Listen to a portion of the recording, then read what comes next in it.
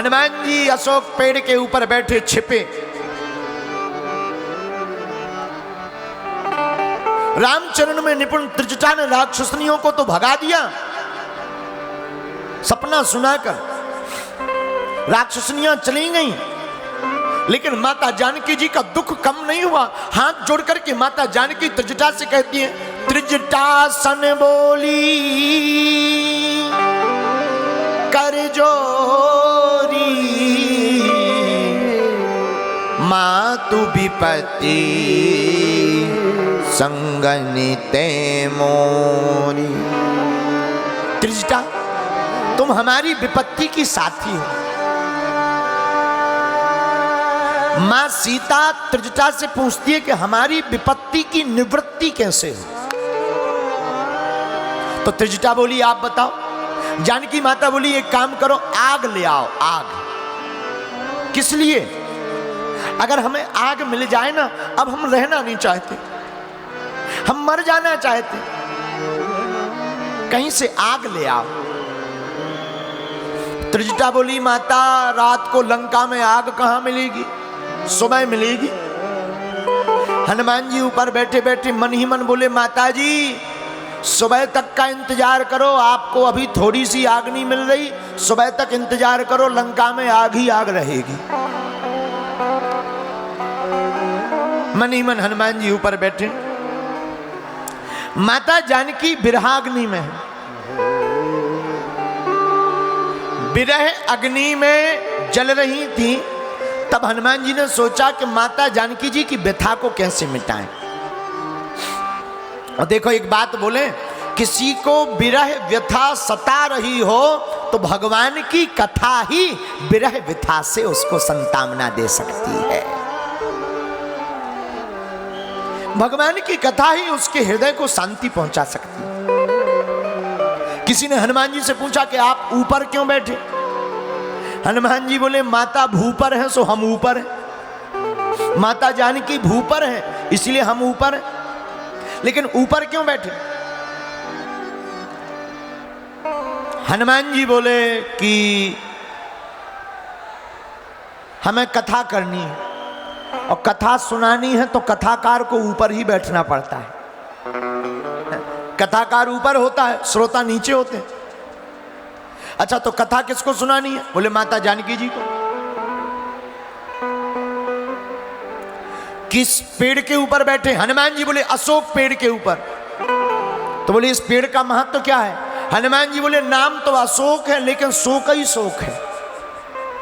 तो बोले नाम अशोक है शोक ही शोक, पर ये अशोक वाटिका में अशोक वृक्ष के ऊपर जो शोक में नीचे बैठा उसका शोक मिटेगा कैसे? बोले सत्य नाम श्री सीता राम, राम नाम है, राम नाम के जाप से ही मन के शोक को मिटाया जा सकता है। तो क्या किया जाए?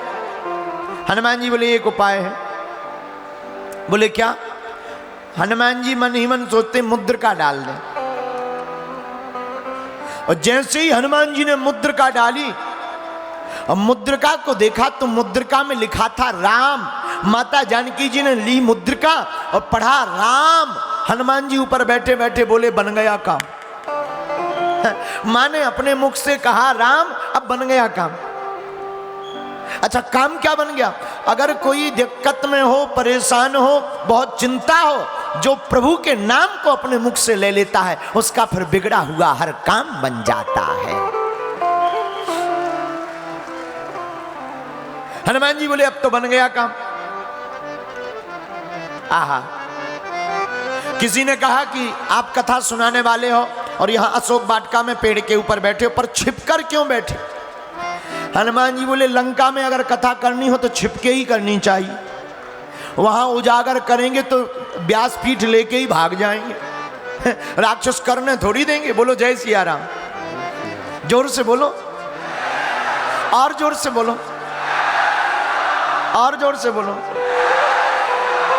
किसी ने कहा कि अगर कथा ही करनी तो लोगों से कहते, वो तुम्हारी मदद कर देते, मंच बना देते, जगह दे देते।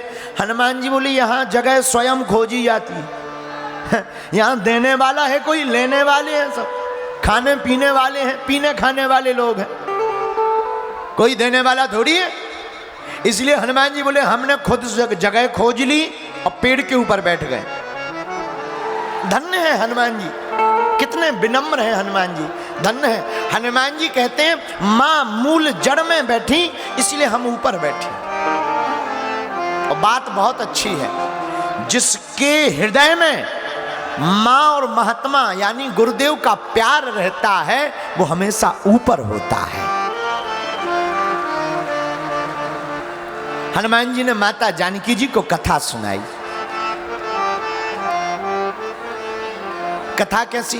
रामचंद्र गुण बरने लागा, रामचंद्र गुण बरने लागा,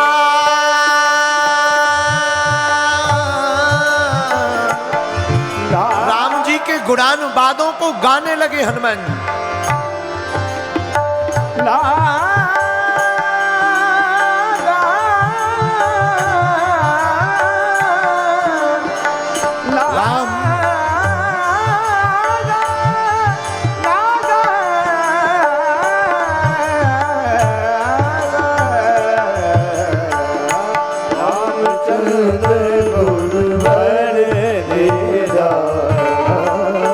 रामचंद्र गुण बरने लागा, रामचंद्र गुण बरने लागा। सुनते सीता कर दुख भागा, सुनते सीता कर दुख भागा, सुनते सीता कर दुख भागा, सुनते सीता कर दुख भागा, सुनते सीता कर दुख भागा, सुनते सीता कर दुख भागा। रामचंद्र गुण बरने लागा, रामचंद्र गुण बरने लागा।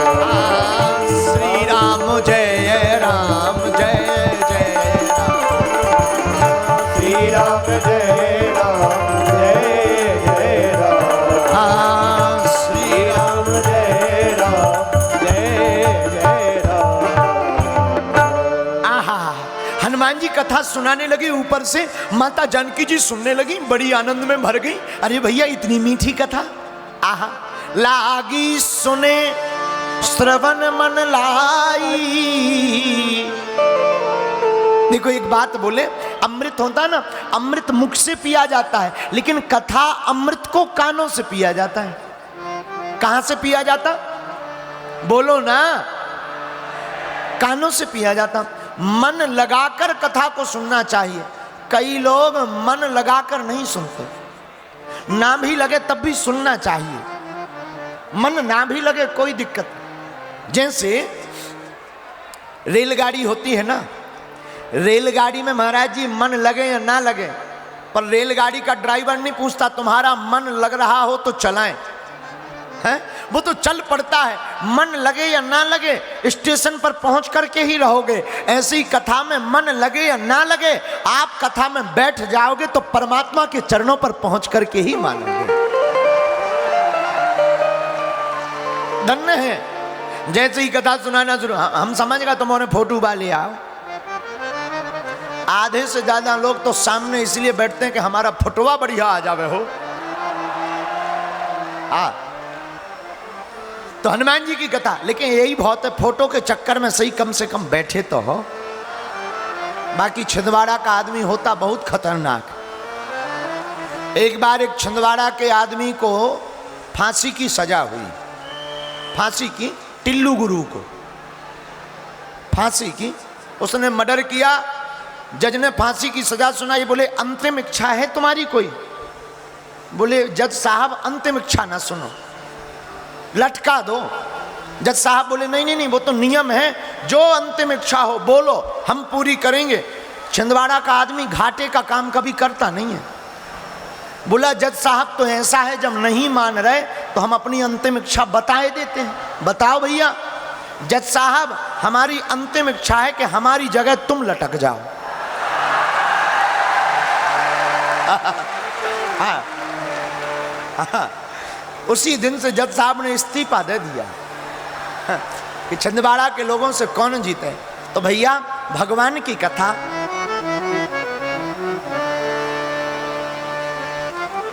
माता जानकी जी सुनने लगी। जो हृदय में व्यथा थी विरह की वो हट गई। हटी जैसे ही तो माता जानकी जी कहने लगी, अरे कथा इतनी सुंदर, लेकिन एक बात समझ में नहीं आ रही, क्या कथा इतनी सुंदर है तो सुनाने वाला कैसा होगा, उसके और दर्शन हो जाए। तो हनुमान जी ऊपर बैठे बैठे बोले, माता जी केवल कथा ही सुंदर है, सुनाने वाला तो पूरा बंदर है। हमार ये तो पूरा बंदर है, इसके दर्शन ना करो, वैसे ही रहो। जानकी जी बोली, भले ही बंदर हो पर क्या हुआ, कथा सुंदर है, जरा एक बार आपके दर्शन हो जाए, भैया सामने आ जाओ। हनुमान जी बोले, माता जी आप डर जाओगी। जानकी जी बोली, कैसे? बोले, जब हम लंका आ रहे थे तो कंब रामायण में वर्णन आया कि राम जी ने हनुमान जी से कहा, हनुमान तुम जानकी जी के सामने डायरेक्ट मत जाना, सीधा मत जाना, डर जाएंगी। हनुमान जी बोले, क्यों? सीप बन बसई सीप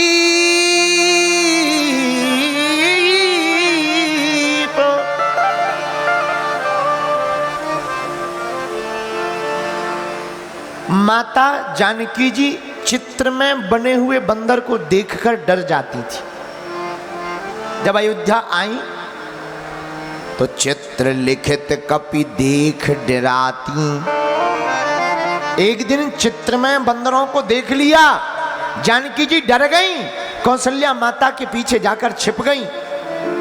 तो जब वन आने लगी तो राम जी से यही कौशल्या मां ने कहा, राम ये तो चित्र के बंदर को देखकर डर जाती है जानकी, ये जंगल में जाएंगी, वन में जाएंगी तो बहुत डर जाएंगी।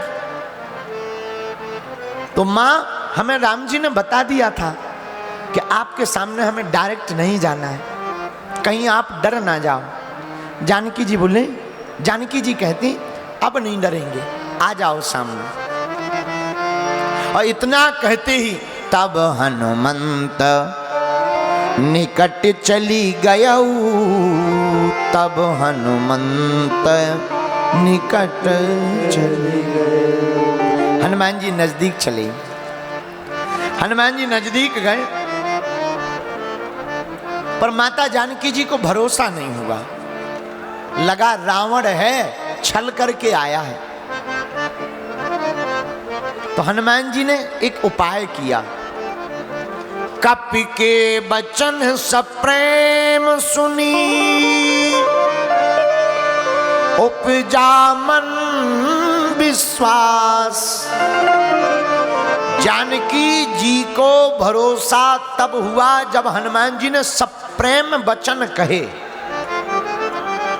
सप्रेम, देखो